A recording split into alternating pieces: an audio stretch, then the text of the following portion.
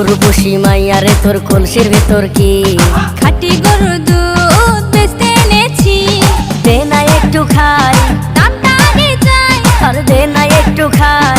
দামটা আগে চাই, তোদের মতো ভিড় খাওয়াদের চেনে রেখেছি।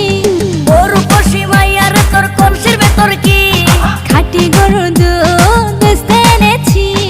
উর্বশী মাইয়ারে তোর কলসির ভেতর কি খাঁটি গরুর দুধ বেচতে এনেছি।